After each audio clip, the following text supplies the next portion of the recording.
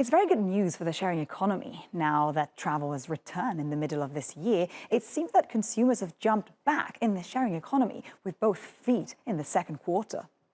Airbnb's revenue jumped 58% year-on-year to $2.1 billion, helping to drive the company's most profitable second quarter to date. Airbnb, like Uber, benefited from an increase in consumer spending on activities as opposed to buying goods.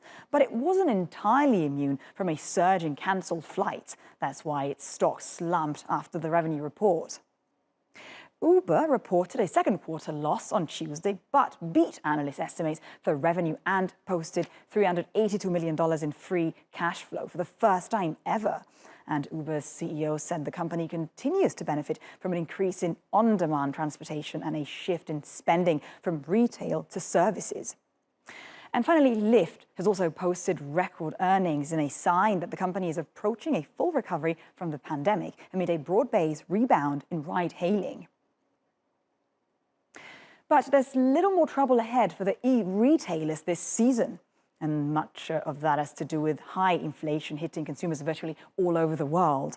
Alibaba reported fiscal first quarter earnings on Thursday that beat expectations, sending its stock higher. But for the first time in its history, the company posted flat revenue growth. Alibaba faced a number of headwinds, including a resurgence of COVID-19 in China, which in turn led to a sluggish Chinese economy in the second quarter of the year, to the point that SoftBank had to raise as much as $22 billion in cash from deals to sharply reduce its stake in Alibaba as the Japanese investor responds to a market downturn that has literally ravaged its technology portfolio.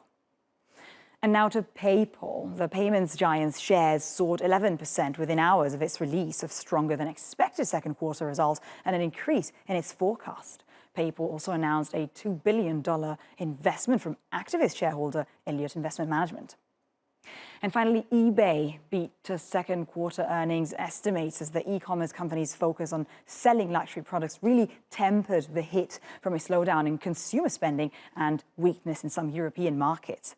Retailers from Walmart to Target had warned of a downturn in discretionary purchases as a consequence of high inflation, but a rise in spending on high-value collectibles, sneakers and watches really seems to have helped eBay last quarter.